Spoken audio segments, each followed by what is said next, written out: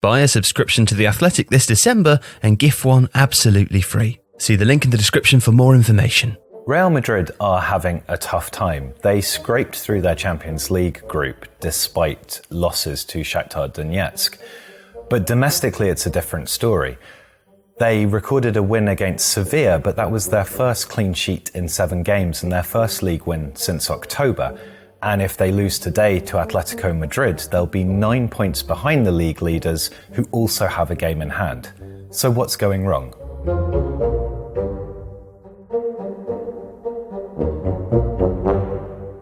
Now, Real Madrid still have a very strong squad. If we look here at what would probably be their first choice lineup, Eden Hazard, Karim Benzema, Valverde, Toni Kroos, these are excellent players. And certainly last season, the ability of these players to win games almost on their own was something that carried them through.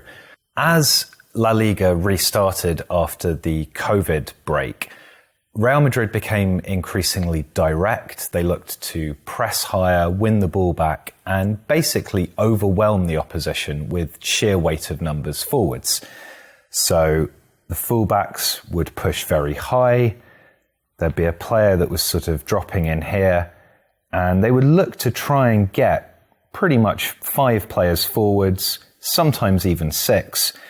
And then they would use players like Rodrigo here, that might be Vinicius Jr., for example, or Asensio, and Hazard in here to push inside, attack the opposition, and try and create opportunities just through having lots and lots of players in the box. Now, Zidane has basically stuck with this idea, and this way that Madrid have of attacking now is causing some of their problems.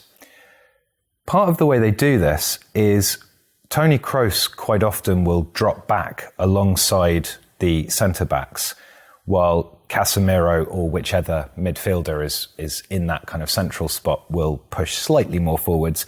Everyone else will then push up. And Madrid will look to try and hit long passes from Kroos out into the wide areas, and that will give the opportunity to the fullbacks to overlap, or perhaps if it goes directly to a player here like Rodrigo, he can then cut inside and either create a shooting opportunity or a passing opportunity. What that does though, because Kroos is all the way back here and everybody else is kind of expected to push up, it creates a kind of gap in the centre of midfield. Now, here we've got Casemiro, and Casemiro has been available for most of Madrid's games. He is an excellent defensive midfielder, and he leads their tackling and interception statistics by quite a considerable margin. So this is not an issue that arises just because he's not been available for every game. The problem is that he's trying to occupy this whole space pretty much on his own. Because all of these other players are being encouraged to get forwards and Kroos is dropping back, and sometimes we'll see one of the other central midfielders go out into a wide area like we've done here with Valverde, this gap means that Real Madrid are incredibly vulnerable to transitions. Now, previously, one of the things that Madrid tried to do was build a little bit more through the lines. So Kroos would be looking to find players who were dropping in, finding space between the lines, pushing up. Benzema would drop off here, and you get this nice playing through the opposition. But also, crucially, what it meant was that there were players in this kind of central part of the pitch, and that prevented transitions.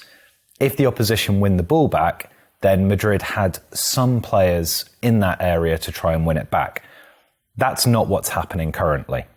Because Kroos is dropping off and these players are pushing forwards, this gap here in the middle is something that the opposition can pour through should they win back the ball.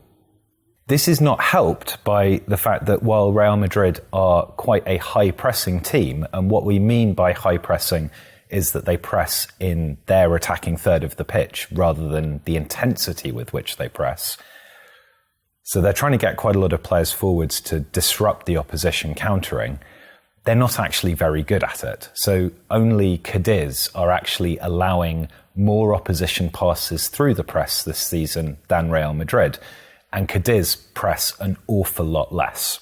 What that means is that if the opposition win back the ball and Madrid's press is disjointed, it's very easy for the opposition to play through. And because they can get runners from midfield, although Valverde's quite good, say for example we had Luka Modric in there instead, who at 35 is considerably slower, it's a lot harder for Real Madrid to track these runners back. Casemiro has a huge job on his hands to try and prevent all of these attacks himself. Modric, Kroos, they're getting older, they're not as fast as they were. And what that means is that Madrid are really, really porous. Now, they try and counter that with the athleticism of Varane, who will move out wide or push quite high up to try and stop off attacks. But without Sergio Ramos alongside him, that means that Varane gets dragged out of position quite easily. All of this is creating a situation where Madrid are defensively really quite vulnerable. Now, they've conceded 6 penalties so far this season, of which 5 have been scored. And that's indicative of a defence that is not well set, that is panicking, that is making individual errors. It's also worth noting that in terms of attack, Real Madrid are the 3rd best team in La Liga for XG4, but they are the 11th best team for XG against. Even bottom-placed Huesca have actually conceded fewer expected goals against than Real Madrid have. So Madrid are still quite a good attacking team, but defensively they have a lot of problems. And that's because this area of the pitch is just not being dominated by Madrid. They're pressing too high but insufficiently effectively, they're not tracking runners, they're exposing their centre-backs, they're pushing too many players forwards. And that means they're really, really vulnerable to counter-attacking, and that is costing them heavily. So that's the main problem with Real Madrid this season. They struggle to defend transitions. But let's put this into context. Madrid are a team that have always been better at attacking than defending, and they've had players like Cristiano Ronaldo, for example, who can be relied upon to take the game away from the opposition. There's also a wider squad building issue here. A lot of these players like Luka Modric, Toni Kroos, Karim Benzema, have won 3 European Cups in a row. So they are being afforded a certain leeway, as is absolutely right. You know, they are exceptional players and they've done a huge amount for the club. But this presents Zidane with a squad building quandary.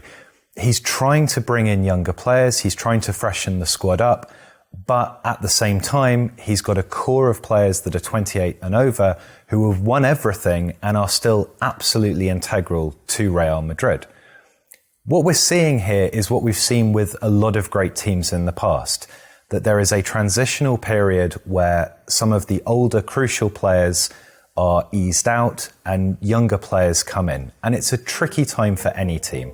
That's what we're seeing with Real Madrid in 2020, and the next couple of seasons will determine how successful that transition is. If you're looking for holiday gifts this winter, we're pleased to be able to offer a buy one, gift one deal on subscriptions to The Athletic. It's world-class sports journalism with a roster of writers including David Ornstein, Amy Lawrence, Daniel Taylor and Ollie Kay.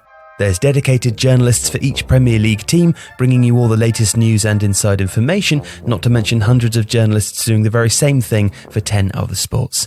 So, to buy one and gift one this December, see the link in the description, and thanks for watching today's video.